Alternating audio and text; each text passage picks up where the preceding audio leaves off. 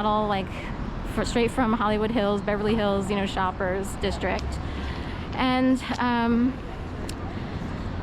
so they were walking around. The idea would be to make me feel like a loser, like I'm not as beautiful as these other people.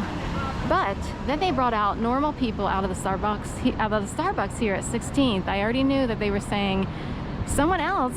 We have a lot of orchestrations going on, but someone else orchestrated regular people to sort of look and say, where's the heavy person? I don't see a heavy person. So they would be nice. You see what I mean? So in a way, there are two teams at odds, and I'm the girl in the middle. Someone's trying to fix what other people did. Now, and speaking of real women, not that other people aren't real. Oh, sorry. I know there are incredibly beautiful people, and they just were born that way or made, and there's really not much you can do if you're made. But Bernie Sanders is coming tomorrow, 4 to 6, City Hall. And his wife would appear as your regular, kind of in the realm of regular housewife, and he's really proud of that, as far as I know. You know, he loves the idea that he's a real person with real issues to talk about, and had a wife who's very, I don't want to talk, you know, I don't want other women to feel badly because they actually are model-esque in nature. But the point is, a lot of people can't stand themselves, or they strive to look like someone, and it's almost impossible unless you're actually programmed as a person. There's conditioning from childhood which can help. Maybe you are put on the path of always being athletic, and that can really help, aside from, you know, any injuries or any disruptions that'll throw, you know, there was a beautiful runner in Central Park years ago, and she wound up attacked, like some sort of gang, I don't know, it was a gang rape, mugging, but she wound up wheelchair bound and incredibly damaged. She could not run like she used to, and, you know, she was a high, you know, power broker. Now in her world, in a way, from what I understand from interviews, in a way she was kind of reprogrammed to accept her new life, and she understands the world a certain way that she maybe she saw the world one way in her successful life as a financier or whatever she was, you know, working with money and being a, you know, athletic runner. And then her life turned on a dime that night, and she had to live as a wheelchair-bound person who, you know, that's quite a drastic and extreme change. But anyway, in regular lives, the idea is, you know, why are there people out there putting through messages or creating scenarios and skits on the street that make people feel like losers? It's hard. Anyway, it's in the orchestrated harassment realm. If you're targeted, you will always like be angry, disgusted with yourself. I mean, people normally do if they don't fit the perfect image, but there are better worlds in which to live.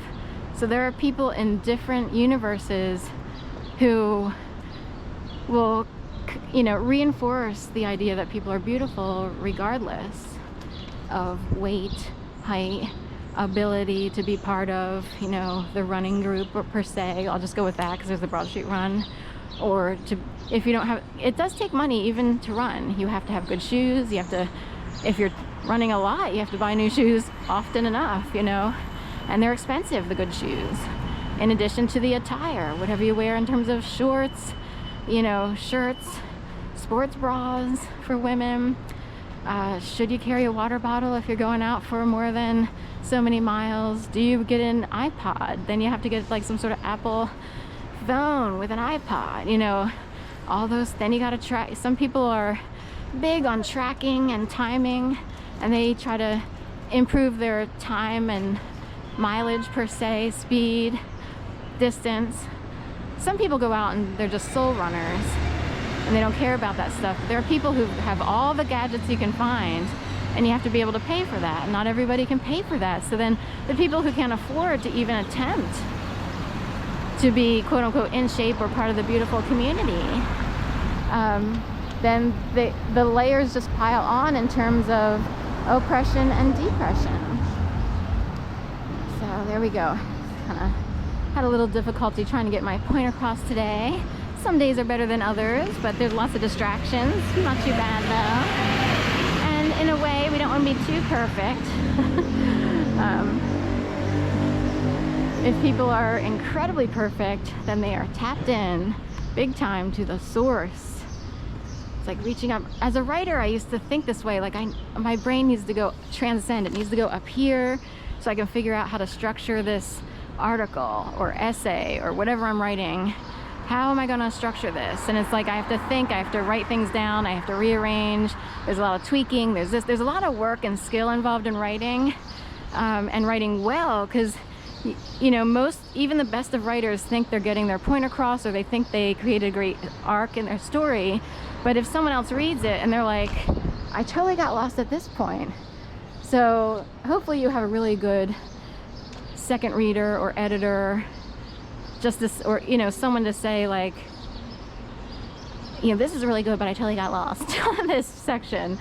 And then, you know, and they have to be good readers who are skilled and know how to. There are people who don't know how to read correctly, meaning if you're in the world of writing, it develops over time. People know, they know things that other people don't know, so it's hard to explain. It's a world in which people belong. So, but when it's done correctly, then it's like, oh, okay, how do I fix that to make sure people totally get what I wanted to convey?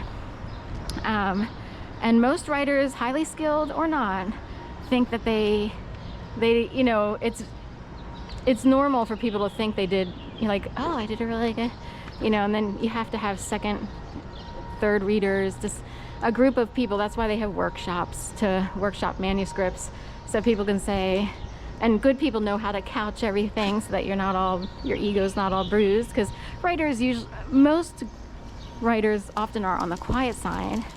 There's a few egotistical ones who wormed their way into the world of writing and publishing, but in general, writing becomes a form of expression, so they can't even articulate words. That's very true for most people, so they have to write in order to learn how to express. That becomes their first form of expression, if you will. So anyway, you couch it with this. I can't believe how awesome of an idea this book is, or this essay, or this article. My only issue is I couldn't figure out what you were saying in the second part, this part, and I wondered if there was missing information, or if you switched it up here. And you learn to take a lot of feedback and criticism, and hopefully people are totally awesome with that, doing that.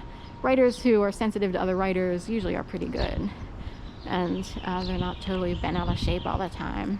You get used to it after a while, because you know, and then you learn, like, especially in New York, everyone has to be the assertive critique editor.